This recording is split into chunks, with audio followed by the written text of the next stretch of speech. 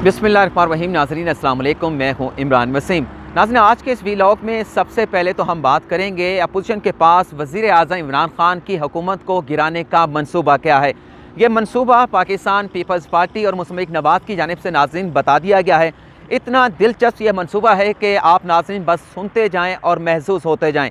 दूसरी खबर में हम बात करेंगे, मौलाना शिरानी ने आज अपने हम ख्याल लोगों पर मुश्तमिल इस्लामाबाद में एक अहम इजलास बुलाया था।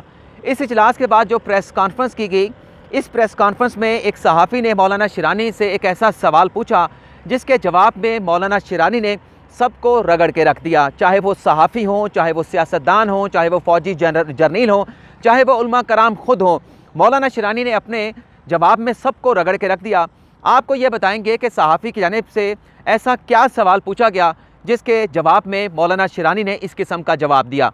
तीसरी खबर में हम बात करेंगे जो आज पाकिस्तान पीपल्स पार्टी की जानिब से पीडीएम के ताबूत में आखिरी कील ठोका गया है, इस पर भी आप नाज़रीन के साथ गुफ्तगू करेंगे। तो सबसे पहले बात कर लेते हैं कि अपोजिशन के पास वज़ीर आज़म इमरान ख़ान की हुकूमत को गिराने का, घर भेजने का दरअसल मनसूबा क्या है। नाज़रीन, गुज़िश्ता रोज़ एक टेलीविज़न प्रोग्राम में पाकिस्तान पीपल्स पार्टी के रहनुमा मुस्तफ़ा नवाज़ खोखर मौजूद थे। उनके साथ मुस्लिम लीग नवाज़ के राना सनाउल्लाह मौजूद थे और वफाकी वज़ीर इत्तलात शिबली फराज भी इसी प्रोग्राम में मौजूद थे। इसी प्रोग्राम में एंकर ने मुस्तफ़ा नवाज़ खोखर को मुखातिब करते हुए उनसे ये सवाल पूछा कि आप हुकूमत के ख़िलाफ़ तहरीक भी चला रहे हैं, हुकूमत के ख़िलाफ़ आप लॉन्ग मार्च करने की बातें भी कर रहे हैं, इस्तीफ़े देने की बातें भी की जा रही हैं। आप ये बताएँ कि अपोजिशन के पास वज़ीर आज़म इमरान ख़ान की हुकूमत को, एक मुंतखब जमहूरी हुकूमत को घर भेजने का दरअसल प्लान क्या है। इस सवाल के जवाब में एंकर ने मज़ीद ये कहा कि मैं यहाँ पर एक छोटा सा वक्फ़ा लेना चाहता हूँ, वक्फ़े के बाद आऊँगा तो अपने इस सवाल का जवाब आपसे पूछूँगा, इस दौरान आप अपना जवाब जो है वो सोच सकते हैं। वक्फ़े के बाद जब दोबारा प्रोग्राम का आगाज़ हुआ तो मुस्तफ़ा नवाज़ खोखर ने सवाल का जवाब क्या दिया। मुस्तफ़ा नवाज़ खोखर ये कहते हैं कि अगर मौजूदा हुकूमत के जो इत्तेहादी हैं आज अगर हुकूमत से अलग हो जाएँ तो मौजूदा हुकूमत का एक दिन भी सर्वाइव करना इंतहाई मुश्किल हो जाएगा। अपनी बात को आगे बढ़ाते हुए मुस्तफ़ा नवाज़ खोखर ने यह कहा कि बलोचिस्तान नेशनल पार्टी पहले ही हुकूमत से अलग हो चुकी है, पीडीएम में शामिल हो चुकी है। अगर एमकेएम भी जो हुकूमत के साथ खुश नहीं है क्योंकि हुकूमत उनके मुतालबात को एक्सेप्ट नहीं कर रही, इसी तरह से बलोचिस्तान अवामी पार्टी की जानिब से भी हुकूमत से मुतालबात किए जा रहे हैं। ये सियासी जमातें, ये इत्तेहादी जमातें आज वज़ीर आज़म इमरान ख़ान की हुकूमत का साथ छोड़ जाएँ तो इमरान ख़ान की हुकूमत का एक दिन चलना भी मुश्किल हो जाएगा। ये जब जवाब दिया गया मुस्तफ़ा नवाज़ खोखर की जानिब से तो एंकर ने और शिबली फराज ने कहा कि आपका इशारा तो तहरीक अदम एतमाद की तरफ है, तो आप वज़ीर आज़म इमरान ख़ान के ख़िलाफ़ तहरीक अदम एतमाद क्यों नहीं लाते। इसके जवाब में मुस्तफ़ा नवाज़ खोखर और राना सनाउल्लाह ने भी मुस्तफ़ा नवाज़ खोखर को एंडोर्स किया। उनका यह कहना था कि चूँकि हमें फ़ौज की सपोर्ट हासिल नहीं है, इससे पहले हमने चेयरमैन सादिक संजरानी के ख़िलाफ़ तहरीक अदम एतमाद हम सैनेट में लेकर आए थे, लेकिन वहाँ पर हमारी जो अक्सरियत थी वो अक़लियत में बदल गई थी। यहाँ पर तो हमारे पास इमरान ख़ान के ख़िलाफ़ तहरीक अदम एतमाद लाने के लिए अक्सरियत ही नहीं है, तो हमारी तहरीक अदम एतमाद किस तरह से कामयाब होगी। तो हमारी कोशिश ये है कि हम जो फ़ौज की सपोर्ट हुकूमत को हासिल है, इस सपोर्ट को ख़त्म करना चाहते हैं कि फ़ौज जो है मौजूदा हुकूमत के जो सपोर्ट कर रही है इसके पीछे से हट जाए, फिर हम जाने और इमरान ख़ान जाने। नाज़रीन, आपको याद होगा कि जब ये APC के प्लेटफार्म से पीडीएम का ये प्लेटफार्म तश्कील दिया गया था तो ख़ास तौर पर नवाज शरीफ का ये कहना था कि हमारी लड़ाई जो है वो वज़ीर आज़म इमरान ख़ान के साथ नहीं बल्कि वज़ीर आज़म इमरान ख़ान के बड़ों के साथ है, वज़ीर आज़म इमरान ख़ान के लाने वालों के साथ है।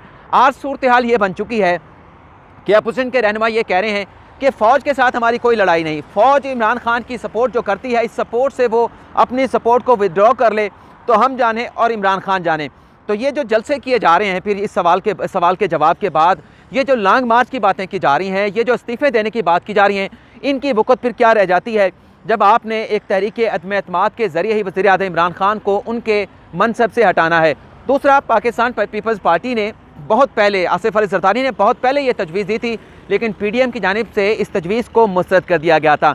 तीसरी जो हमारी खबर थी कि जो आज पाकिस्तान पीपल्स पार्टी ने पीडीएम के जो ताबूत है उसमें आखिरी कील ठोका है, उस पर भी थोड़ी सी गुफ्तगू कर लेते हैं क्योंकि पिछले चंद रोज़ से मौलाना फजल रहमान ये कोशिश कर रहे हैं, क्योंकि पाकिस्तान पीपल्स पार्टी तो अल-ऐलान तो नहीं, उनके मुख्तलिफ रहनुमाओं की जानिब से वज़ीर आला सिंध मुराद अली शाह की जानिब से बयान दे दिया गया था। आज जो सेंट्रल एग्जीक्यूटिव कमेटी का पीपल्स पार्टी का इजलास भी हो चुका है जिसमें यह फैसला कर लिया गया है कि सेनेट इलेक्शन में हिस्सा लिया जाएगा। सेनेट इलेक्शन में जो है वो हिस्सा लेने से पीछे नहीं हटेंगे और ज़िमनी इलेक्शन में भी हिस्सा लिया जाएगा। और नवाज शरीफ की वापसी की शर्त भी रख दी है कि अगर PDM ये कहती है, नवाज शरीफ ये कहते हैं कि हमने इस्तीफ़े देने हैं और इससे हुकूमत के ऊपर दबाव बढ़ेगा, तो उसका फिर एक ही हल है कि नवाज शरीफ जो है पहले पाकिस्तान वापस आएँ, उसके बाद फिर असम्बलियों से इस्तीफ़े देने के मामले पर सोचा जाएगा। यानी ये भी कोई हतमी फैसला नहीं है कि अगर नवाज शरीफ वापस भी आ जाते हैं, गो कि उन्होंने वापस नहीं आना, लेकिन पीपल्स पार्टी ये कहती है कि अगर नवाज शरीफ वापस भी आ जाते हैं तो फिर इस्तीफ़े देने के मामले पर सोचा जाएगा।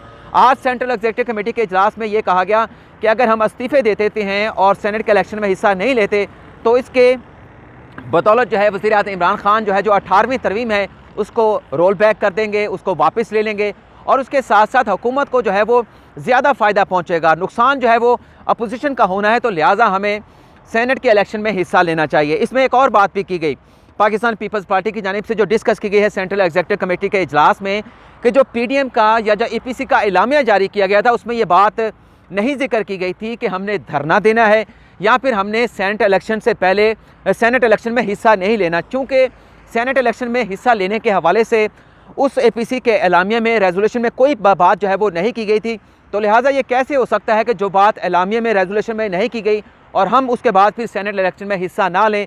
सेनेट इलेक्शन में हिस्सा ना लेने से अपोजिशन का नुकसान होगा। हाँ, ये ढार से जो है वो ज़रूर बंधाई गई है PDM की, उन्हें ये हौसला दिया गया है पाकिस्तान पीपल्स पार्टी की जानिब से कि मिल के चलते हैं, जो मुख्तलिफ तंजीमें हैं, जो मज़दूर तंजीमें हैं, जो डॉक्टर की तंजीमें हैं, उन्हें साथ लेके चलेंगे, लॉन्ग मार्च भी करेंगे, हुकूमत पर दबाव भी बढ़ाएंगे, लेकिन हमें ज़िमनी इलेक्शन में भी हिस्सा लेना चाहिए और उसके साथ साथ जो सेनेट का इलेक्शन होने जा रहा है उसमें भी हिस्सा लेना चाहिए। लेकिन जो कारीवार था पाकिस्तान पीपल्स पार्टी का वो यही था कि इस्तीफ़े नहीं देंगे जब तक नवाज शरीफ जो है वो पाकिस्तान वापस नहीं आते। इस्तीफ़े देने के मामले पर तब सोचा जाएगा जब नवाज शरीफ पाकिस्तान में वापस आएंगे। तो ये आज PDM के ताबूत में आखिरी कील ठोक दिया गया है, लेकिन ये बात जो है वो मौलाना फजल रहमान के इल्म में थी कि पाकिस्तान पीपल्स पार्टी इस किस्म का फ़ैसला करेगी। तो पिछले चंद रोज़ से मौलाना फजल रहमान PDM में शामिल दीगर सियासी जमातों के साथ राब्ते में थे। फ़र्दन तमाम सियासी जमातों के साथ मौलाना फजल रहमान ने रब्ता किया, उनसे ये पूछा कि अगर पाकिस्तान पीपल्स पार्टी सेनेट के इलेक्शन में हिस्सा लेने का फ़ैसला करती है, ज़िमनी इलेक्शन में हिस्सा लेने का फ़ैसला करती है, सेनेट इलेक्शन से पहले इस्तीफ़े नहीं देती, तो फिर हमें क्या करना चाहिए? क्या हमें पाकिस्तान पीपल्स पार्टी को इसी प्लेटफॉर्म में, इसी इत्तेहाद में शामिल रखना चाहिए? तो तमाम सियासी जमातों की जानिब से बशमूल मुसम्मिक नवाज़ की जानिब से ये राय दी गई है कि अगर पाकिस्तान पीपल्स पार्टी अपने राहें जुदा करती है तो फिर ये 11 जमातों का इत्तेहाद नहीं रहेगा, बल्कि ये 10 जमातों का इत्तेहाद बन जाएगा और फिर पीपल्स पार्टी जाने, उसका सियासी मकसद जाने, उनके अपने रास्ते जाने। हम अपने इस रास्ते से अलग नहीं होंगे। हम कौमी असम्बली से भी इस्तीफ़ा देंगे, हम सूबाई असम्बलियों से भी इस्तीफ़ा देंगे और जो हमसे हो सका इस सेनेट इलेक्शन को रुकवाने के हवाले से या हुकूमत के ख़िलाफ़ तहरीक चलाने के लिए और इमरान खान को घर भेजने के लिए जो हमसे हो सका हम वो करेंगे। दूसरी जो हमारी खबर थी, आज मौलाना शिरानी ने अपने हम ख्याल लोगों पर मुश्तमिल इस्लामाबाद में एक अहम इजलास बुलाया था। इस इजलास के बाद जो प्रेस कॉन्फ्रेंस की गई, पहले तो मौलाना शिरानी साहब ने बड़े धीमी आवाज़ के साथ ये प्रेस कॉन्फ्रेंस की कि उनकी कानों पड़ी आवाज़ जो है वो सुनाई नहीं देती थी। मौलाना शिरानी ने यह कहा कि आज हमारी जो राहें हैं वो जमीयत उलमा इस्लाम फ़े से अलग हो चुकी हैं, हमारी एक अपनी शनाख्त होगी। जमीयत उलमा इस्लाम फ़े जो कि मौलाना फजल रहमान का ग्रुप है, उनकी अपनी शनाख्त होगी। हम पूरे मुल्क में रुकनियत साजी करेंगे, लोगों को अपने ग्रुप के अंदर, अपनी जमात के अंदर शामिल करेंगे। तो सहाफ़ी ने उनसे ये पूछा कि आपकी जो जमात है जिसकी आप बात कर रहे हैं वो तो अभी रजिस्टर्ड ही नहीं है, किसी जगह पर एग्जिस्ट नहीं करती, तो आप किस नाम के साथ, किस जवाज़ के साथ जो है ये रुकनियत साजी करेंगे, लोगों को किस जमात में शमूलियत करने के हवाले से कन्विंस करने की कोशिश करेंगे? तो उसके जवाब में मौलाना शिरानी का ये कहना था कि ये जो जमीयत उलमा इस्लाम पाकिस्तान जो इलेक्शन कमीशन में रजिस्टर्ड है, ये वही जमात है जिसमें वो शामिल हुए थे और जितने भी उनके साथ रुफ़का उलमा इसी जमात में शामिल थे, आज वो इस मुल्क में मौजूद नहीं है। मौलाना महमूद के बाद सिर्फ वही हैं जो जमीयत उलमा इस्लाम पाकिस्तान में शामिल हैं, बाकी सिर्फ वही बचे हैं और ये जमात हमारी है। मौलाना फजल रहमान का जो ग्रुप है वो तो जमीयत उलमा इस्लाम फ़े ग्रुप के नाम से है। लेकिन नाज़रीन, दिलचस्प बात यह है कि मौलाना शिरानी साहब ये बात तो कर रहे थे, लेकिन जो इलेक्शन कमीशन में जमीयत उलमा इस्लाम पाकिस्तान रजिस्टर्ड है, उसके सरबराह जो हैं वो इलेक्शन कमीशन में मौलाना फजल रहमान है। शायद इस हवाले से मौलाना शिरानी साहब जानते हों, लेकिन वो मीडिया में प्रेस कॉन्फ्रेंस में खुल के बात नहीं कर रहे थे। एक सहाफ़ी ने उनसे ये सवाल पूछा कि मौलाना साहब ये बताएं कि माजी में आप साबिक़ सदर परवेज़ मुशर्रफ के साथ मुलाकातें करते रहे, आपके हवाले से तासुर ये है कि आप स्टैब्लिशमेंट के हाथों में खेलते हैं, आप इस बात को किस तरह से डिनाई करेंगे? तो मौलाना शिरानी ने जो जवाब दिया, जो दिलचस्प जवाब था जिसका मैंने थोड़ा सा जिक्र पहले भी किया है, मौलाना शिरानी ये बताया कि मैं पाकिस्तान को एक आलमी मज़दूरों का चौक समझता हूँ, जहाँ पर जो सियासतदान हैं वो भी बिकने के लिए तैयार हैं, किराए पर दस्तयाब हैं, जो फ़ौजी जर्नील हैं वो भी किराए पर दस्तयाब हैं, जो उलमा हैं वो भी किराए पर दस्तयाब हैं। और आगे अपनी बात को बढ़ाते हुए मौलाना शिरानी ने यह भी कहा कि इस मज़दूरों के इस बैनुल अक़वामी चौक पर जो सहाफ़ी हैं वो भी बिकने के लिए अपने आप को फ़रोख्त करने के लिए तैयार हैं। तो इस किस्म का उनकी जानिब से जवाब दिया गया। लेकिन मुझे आज उनकी जो ये नशिस्त थी अपने हम ख्याल लोगों के साथ, महज जो है वो नशिस्तन या आगे जो भी लफ्ज़ होता है, नशिस्तन, गुफ्तन, बर्खास्तन, इससे ज़्यादा मुझे नहीं लगी। अलग कर लिया उन्होंने जमीयत उलमा इस्लाम फ़े से खुद को, लेकिन साथ में ये भी कहा कि जमीयत उलमा इस्लाम फ़े अपने अगर किसी प्रोग्राम में हमें मदऊ करेगी हम उसमें शिरकत करेंगे, अगर वो हमें नहीं बुलाएगी, हमने मुनासिब समझा तो उस प्रोग्राम में हम शिरकत कर सकते हैं। और हम अपना जो ग्रुप बनाने जा रहे हैं, अपनी जो सियासी जमात बनाने जा रहे हैं, उसमें भी मौलाना फजल रहमान के ग्रुप को अपनी तकरीबात में हम बुलाते रहेंगे।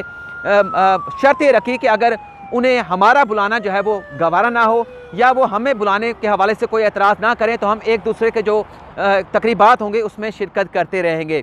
तो नाज़रीन, ये आज की हमारी वीडियो का खुलासा था। आपसे इजाज़त चाहेंगे। अल्लाह हाफ़िज़।